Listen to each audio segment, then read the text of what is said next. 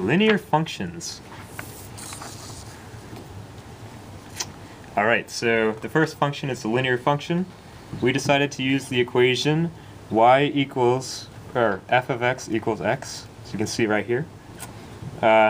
Here's our graph. As you can see, with every f of x value that we, or every x value that we put in, it equals the equivalent y, or function of x. So the domain and range are from negative infinity to positive infinity both, because there are no restrictions on x. It can be any number, and whatever number x is, the function will also be that number. And the symmetry of this function is odd because it reflects over the origin. Another way to think about it is if you reflect it over the x-axis and then the y-axis, this section right here, boom, boom, right there. So. Okay, the equation is not bounded, it extends in all infinite numbers. There are no asymptotes. This continuity is infinite continuity, so it extends forever without picking up your pencil. It is increasing, and there are no extrema, no maximums or minimums.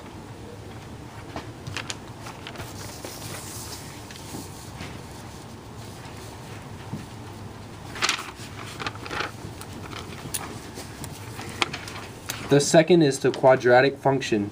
We decide to use the equation f of x equals x squared, as shown on the graph. This shows the domain and range. The symmetry is at a quadratic function and is even. Because it reflects over the y-axis, it is bounded below. It contains no isotopes and is increasing, and the extrema is absolute minimum at the origin.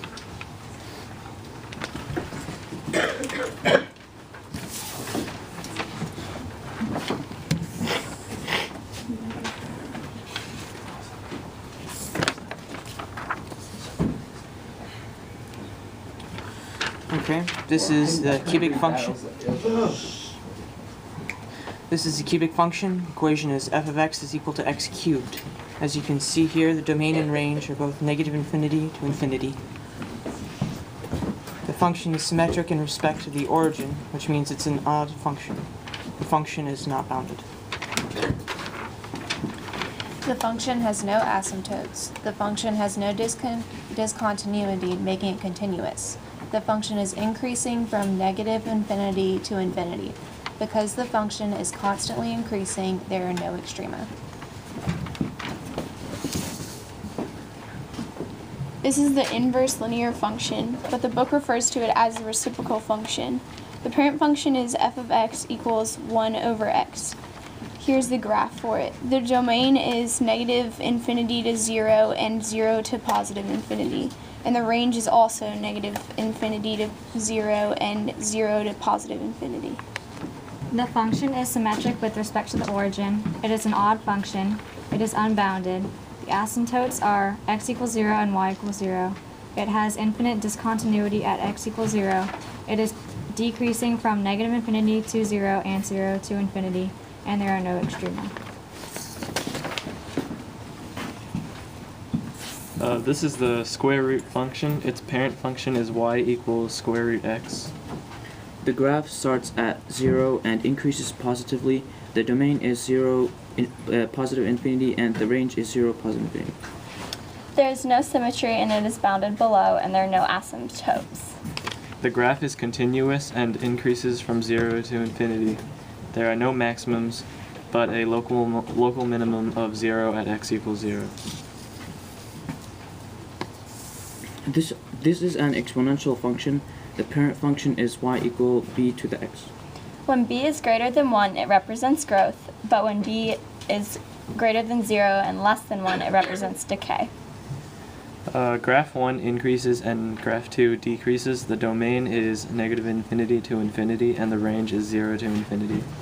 There is no symmetry, and it is bounded below. The horizontal asymptote is y equals 0. The graphs are both continuous. Graph 1 increases from negative infinity to positive infinity, and graph 2 decreases from negative infinity to positive infinity. There are no maximums or minimums.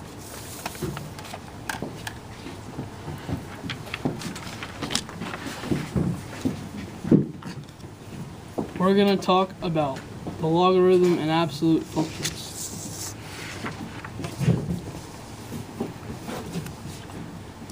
Okay, there are 12 basic functions, and the logarithm function graph looks like this.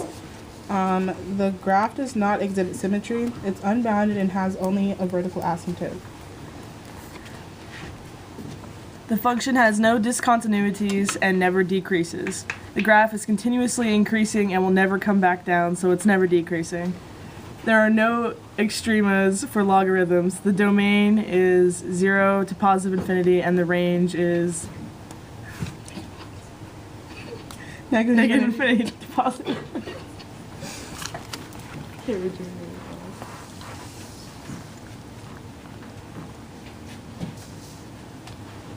This is the absolute function graph. Here's the equation in the graph. It shows even symmetry and it is bounded below. There are no vertical or horizontal asymptotes. It's a continuous, unbroken graph. The graph decreases from negative infinity to 0 and increases from 0 to infinity. There's an absolute minimum of 0 at x equals 0, and there are no maximums. The domain is all real numbers, and the range is 0 to positive infinity.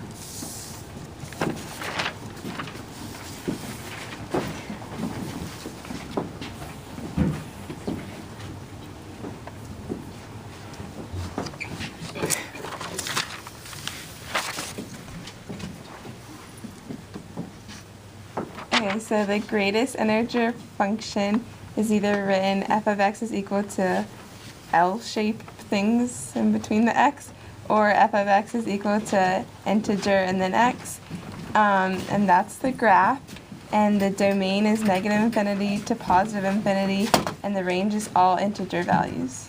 There is no symmetry, there is no boundedness, there are no asymptotes. There is a jump discontinuities at every integer value of x. The graph is increasing from negative infinity to positive infinity, and the constant is inclusive from n to non-inclusive n plus 1. N is an element of integers, and there is no extrema. The logistic function is, the equation for it is f of x equals 1 over 1 plus e to the negative x, and that's the graph. And the domain is negative infinity to infinity, and the range is 0 to 1. This function has no symmetry. It's bounded above and below. It has horizontal asymptotes at y equals 0 and y equals 1.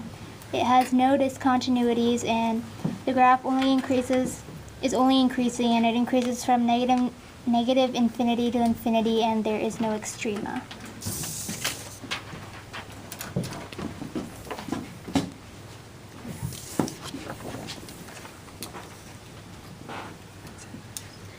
This is the graph of a sine function. That's the equation. The domain of this graph is negative infinity to infinity because the x values are ever increasing and decreasing.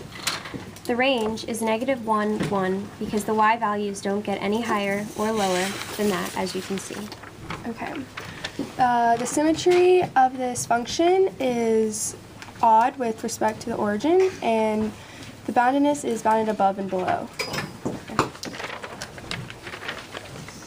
There are not any discontinuities in this graph. The absolute maximum is of 1 at x equals pi over 2 plus 2 pi k, and the minimum is of negative 1 at x equals 3 pi over 2 plus 2 pi k.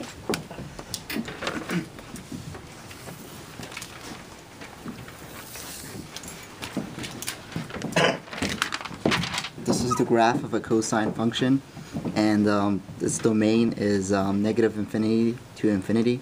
Its range is negative 1 and 1. It's symmetric over the y-axis, and it's bounded above and below.